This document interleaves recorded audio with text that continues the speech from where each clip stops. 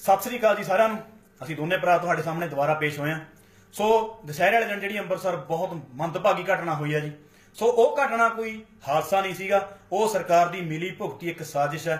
ਸੋ ਉਸ ਹਾਦਸੇ ਵਿੱਚ ਜੋ ਲੋਕ ਮਰੇ ਨੇ ਉਹਨਾਂ ਨੂੰ 5 ਦਿਨ ਹੋ ਗਏ, ਕੋਈ ਇਨਸਾਫ ਦੀ ਬਾਈਤਾ ਹੀ ਨਹੀਂ। ਉਹਨਾਂ ਲੋਕਾਂ ਨੂੰ ਇਨਸਾਫ ਦਿਵਾਉਣ ਲਈ ਸਾਡੇ ਅੰਦਰ ਜੋ ਵੀ ਅੱਗ ਸੀ ਸਰਕਾਰ ਖਿਲਾਫ, ਸਾਡੇ ਅੰਦਰ ਜਿਹੜਾ ਵੀ ਜ਼ਹਿਰ ਸੀ, ਅਸੀਂ ਇਸ ਗਾਣੇ ਰਾਹੀਂ ਤੁਹਾਡੇ ਸਾਹਮਣੇ ਪੇਸ਼ ਕਰਨ ਜਾ ਰਹੇ ਹਾਂ। ਸ਼ੇਅਰ ਜ਼ਰੂਰ ਕਰਿਓ ਸੁਣ ਕੇ। ਸੋ ਸੁਣ ਕੇ ਜਰਾ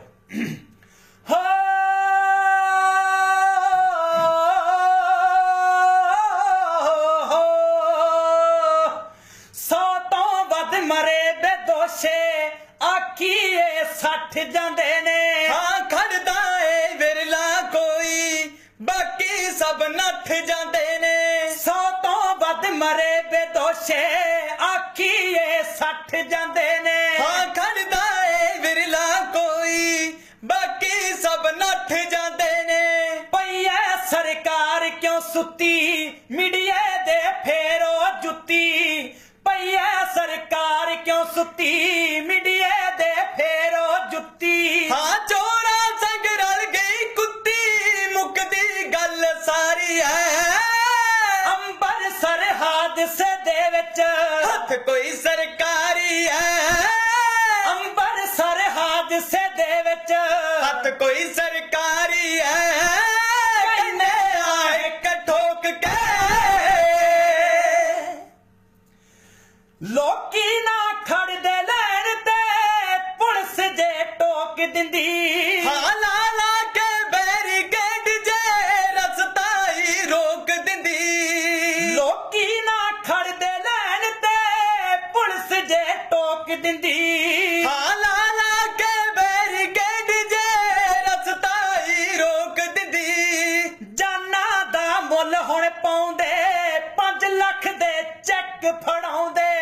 जाना दा मुल हुण पाउंदे 5 लाख दे चेक फड़ाउंदे। हाँ रोटियां सेक के आउंदे लीडर वारो वारी है। अंबरसर हादसे दे विच हथ कोई सरकारी है। अंबरसर हादसे दे विच हथ कोई सरकारी है। कहने आए कठोक के कुछ आखण भीड़ लाचड़ी मौत नू मासी कहगी। हाँ ताइयों ता कातल गड्डी किन्नियां नू ऊंज के ले गई। कुछ आखण भीड़ लाचड़ी मौत नू मासी कहगी। हाँ ताइयों ता कातल गड्डी कईयां नू ऊंज के ले गई। शक्लों ना जान पछाणे मावा दे रुल गए न्याणे। शक्लों ना जान पछाणे मावा दे रुल गए न्याणे। हाँ लासां विच रुलदियां ठाणे गिनती बड़ी भारी है। अंबरसर हादसे दे विच हथ कोई सरकारी है।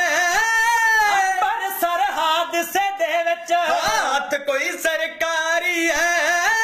कहने आए कठोक के मसला बेअदबी वाला दब्बण लई चाल खेडिया। हाँ मुद्दों सरकार लोकां दे खूनां दे नाल खेडिया। मसला बेअदबी वाला दब्बण लई चाल खेडिया। हाँ मुद्दों सरकार लोकां दे खूनां दे नाल खेडिया। कैप्टन ते बादल वर्गे जनता नू पागल कर दे। कैप्टन ते बादल वर्गे जनता नू पागल कर दे। ओ सोनी झुके ना मरदे सानू जांदे मारिया। अंबरसर हादसे दे विच हथ कोई सरकारी है।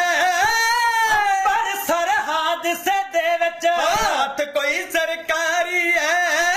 कहने आए कठोक के ਸੋ ਜੇ ਚੰਗਾ ਲੱਗਿਆ ਜੀ ਸ਼ੇਅਰ ਕਰਿਓ, ਇਨਸਾਫ ਦਿਵਾਉਣ ਲਈ ਉਹਨਾਂ ਲੋਕਾਂ ਨੂੰ। ਧੰਨਵਾਦ ਜੀ। ਕਮੈਂਟ ਕਰਕੇ ਜਰੂਰ ਦੱਸਿਓ ਤੁਹਾਨੂੰ ਸਾਡੀਆਂ ਵੀਡੀਓ ਕਿੱਦਾਂ ਦੀਆਂ ਲੱਗਦੀਆਂ ਨੇ।